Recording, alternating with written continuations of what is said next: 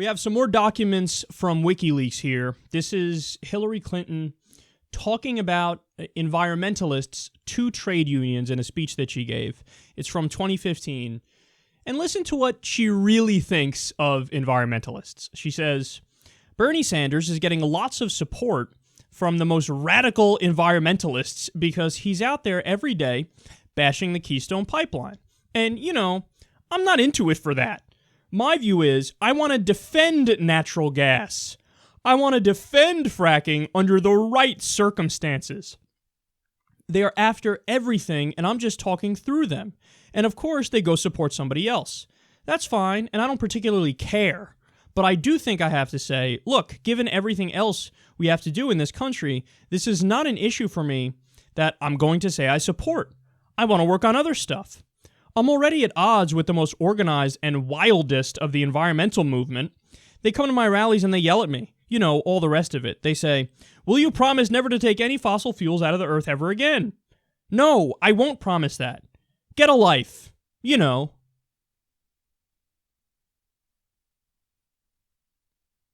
That's what Hillary Clinton really thinks of environmentalists. Quote, get a life. That's what she thinks of you if you're an environmentalist. This is example number 9,342 as to why Bernie Sanders should be the nominee, because Bernie Sanders actually understands the liberal base of the Democratic Party, actually agrees with them, and actually is willing to advocate for the strongest progressive policies. Hillary Clinton is admittedly not going to do that. And the thing that drives me most crazy about this is, who do you think is really going to get shit done on arguably the biggest issue of our time, climate change? It's going to be the left-wing base, and it's going to be environmentalists. They're quite possibly the only people in the country who really understand the full scope and problem of climate change and what it's going to do and the results it's going to have, and how, as Bernie Sanders says, we're in a position where it's not a question. We have to treat it like a World War II level threat. I mean, that's a big thing to say. Hitler, the Nazis, killing people, shoving them in gas chambers, taking over the world.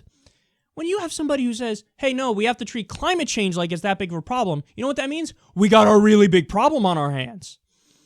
Because we know as a result of climate change, not only do you get the rising sea levels, which wipes out many very important key cities, but you also have wars over fresh water.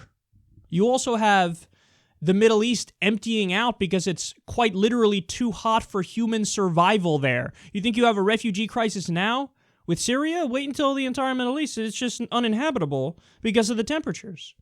Wait until you have massive, massive spikes in food price as a result of the food chain getting messed up and as a result of drought and famine.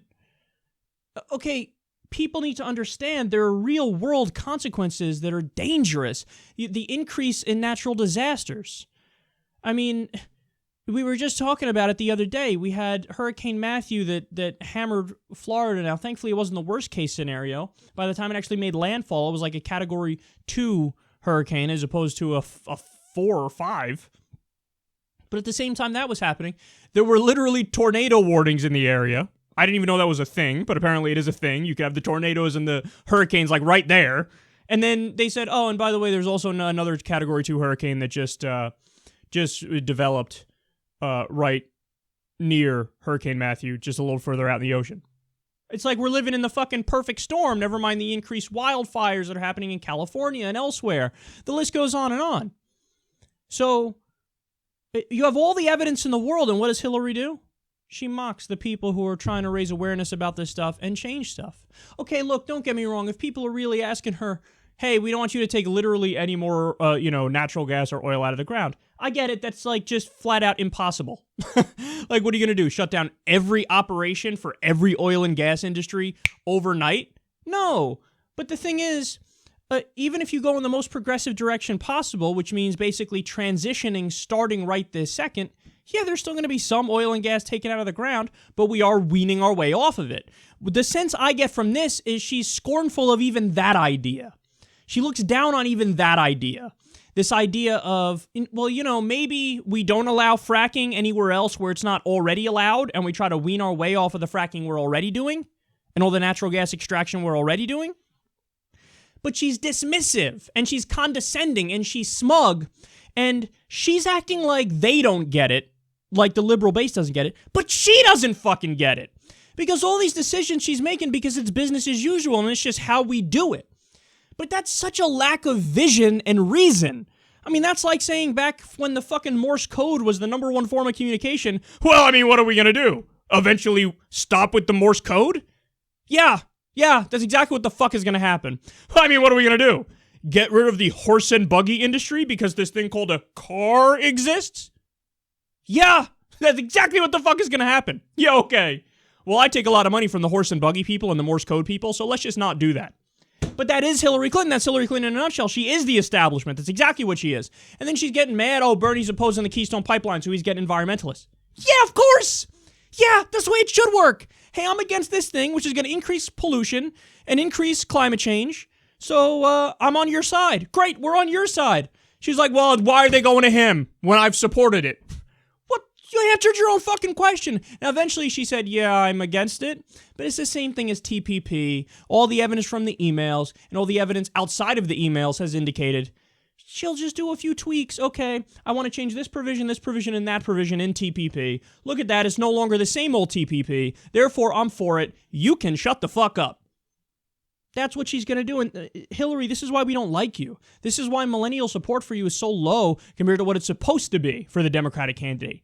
Because you are the establishment, you are an ultimate insider, and the entire time you look down on everybody else like you just don't understand my brilliance. No, you don't understand how sold out you are. That's the thing. You view this as, oh, I'm so pragmatic. I'm part of the governing elite. I'm so pragmatic. No, you're not. You're always finding the middle ground between doing the right thing and doing the full-on dead wrong Republican thing, which is totally selling out. You're always trying to weasel your way through it. And that's not something that we like. Because that's not something that's genuine. You're a creature of this broken, corrupt, rotting system. You've mastered your way working within that system. We don't like that system. We want to change that system because we need to change that system. We covered the audio leaks from a while back. The Intercept reported on it, where Hillary's basically saying, mocking the standard liberal priorities that we've all wanted for the longest time. Universal health care, universal college. She's up there basically saying, these millennials, they want to be like, these Bernie voters, they want to be like Scandinavia, whatever that means. I don't think they even know what that means. When your lack of vision is so bad that you don't even realize that we are the radicals on those issues. In other words, the United States of America is radical with our broken education system and with our broken healthcare system, for-profit healthcare system. When you don't get that we are the ones with the shitty system there, as all the studies have shown, and they're the ones who've nailed it, you're the problem. You're the problem. Again, it's this looking down on you like you don't get it. No, we get it. That's what you're mad about. We get it. You don't get it. Yeah, just keep it business as usual. Whatever. So what? I was for single payer, and then I took massive amounts of money from the health insurance industry, and then I flipped, and then I wasn't for it. Whatever. Get over it. No, we're not going to get over it. We're going to hold you fucking accountable. Because this isn't what the Democrats are supposed to be. The Democrats are now what the Republicans used to be, and the Republicans are just a super far-right fascist group. So when this Overton window, the spectrum of respectable thought, according to the establishment, has shifted so far right, the answer is not we go drag ourselves right with it to keep up with it. We pull their punk asses back left, and that means holding them accountable for shit like this, where they're mocking environmentalists behind closed doors.